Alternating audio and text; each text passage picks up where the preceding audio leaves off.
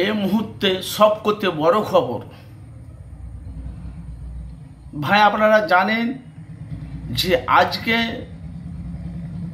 ভাঙড়ের এমএলএ বিধায়ক নওশাদ সিদ্দিকী ভাইজান আজকে কলকাতাতে ডাক দিয়েছিলেন। ডাকটা কি ডাক ছিল? যে কালা আইনটা যে পাস করেছে মোদী সরকার কেন্দ্র সরকারকে দিয়ে, সেটাই কিন্তু আন্দোলন কিন্তু বাংলায় কিন্তু বন্ধ হয়ে গেছে। আপনারা সেটা জানেন।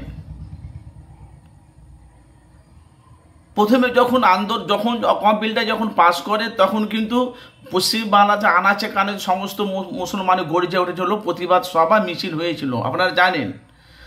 তারপরে মুখ্যমন্ত্রী মমতা বন্দ্যোপাধ্যায় উনি কলকাতা মুর্শিদাবাদে গিয়ে শামশেরগঞ্জের আশেপাশে গিয়ে উনি বলেছে তোমরা অকাব নিয়ে তোমরা গুলোগুলি করবে না, আর যদি করো সব করতে আমার থেকে শত্রু কেউ হয়। এটা আবার সোশ্যাল মিডিয়া আপনারা জানেন। একে মুখ্যমন্ত্রী মমতা বন্দ্যোপাধ্যায় কী উদ্দেশ্যে বলেছে সেটা উনি ভালো জানেন।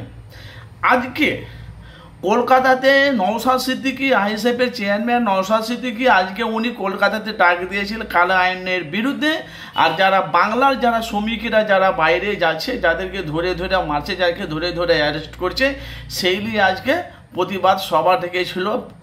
সভা ডেকেছিল ফুরফুরা শরীফের আহলে সুন্নাতে জামায়াতে কর্ণধার আব্বাস সিদ্দিকীর ভাই নওশাদ সিদ্দিকী ভাই, যারা আপনারা সোশ্যাল মিডিয়ায় জানেন। তো ওইখানে দেখতে পাওয়া গেলো। তারপরে ওখানে যে ওখানে কি বলবো ভাই আপনাদেরকে, যে ওইখানে যে ডাকে প্রতিবাদ সভাতে আমরা সোশ্যাল মিডিয়ায় দেখতে পেলাম, সেখানে নওশাদকে কলারটাকে ধরে নিয়ে ওনাকে পুলিশ গাড়িতে ভরছে। আমি সেই দৃশ্য আমি দেখেছি, আমরা ফেসবুক ইউটিউব আমি দেখলাম। আর তার সাথে সাথে একটা এমএলএ বিধায়ক নওশাদ সিদ্দিকী, ওনার কিন্তু গায়ের জামা যে পাঞ্জাবিটা যে পরে থাকে সে পাঞ্জাবিটাও কিন্তু ছেড়ে দিয়েছে। তার সাথে সাথে নওশাদকে ঘুষিও মেরেছে। কেন আপনারা জানেন যে আমি মানুষের কাছে সত্যটা আমি তুলে ধরি। দেখলাম সে নওশাদ সিদ্দিকীর সাথে আরও অনেক কজনকে 70 জন না কতজনকে অ্যারেস্ট করেছে টোটাল। তারপরে নওশাদ সিদ্দিকীকে অ্যারেস্ট করে তাকে ধরে নিয়ে গেল।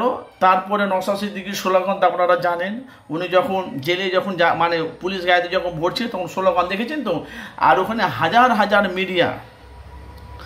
তাহলে মুসলমানের যে পশ্চিমবাংলাতে যে মুসলমানের উপরে যে লাগুটা করেছে, যে অকাপিল কালা আইনটা যে পাস করেছে, আপনারা বলেন এই আন্দোলন নিয়ে আজকে নওশাদ সিদ্দিকীকে অ্যারেস্ট করেছে। তার সাথে সাথে দেখলাম নওশাদ সিদ্দিকীর সাথে যে বডিগার্ড ছিল, সে বডিগার্ডও ছিল, সে নওশাদকে হসপিটালে হোক কি নার্সিংহোমে যেখানে নিয়ে যায় ওনাকে চিকিৎসা করা হয়েছে। সে সোশ্যাল মিডিয়া আমরা দেখতে পাচ্ছি। তো আগামী দিনে বাংলার যে নওশাদ সিদ্দিকী যে মানুষের যে মুসলমানকে একতা হয়ে আজকে সমস্ত মুসলমান, সমস্ত নেতা, সব মন্ত্রী, সব নেতারা যারা আছে সমস্ত সব মিলেমিশে একটা ঐক্য হয়ে একটা প্রতিবাদ সভা অথচ পথ মিছিল করেছে। সে সোশ্যাল মিডিয়া আপনারা জানেন। নওশাদ সিদ্দিকী ভাইজান, সে নওশাদ সিদ্দিকীকে আজকে পুলিশে অ্যারেস্ট করেছে।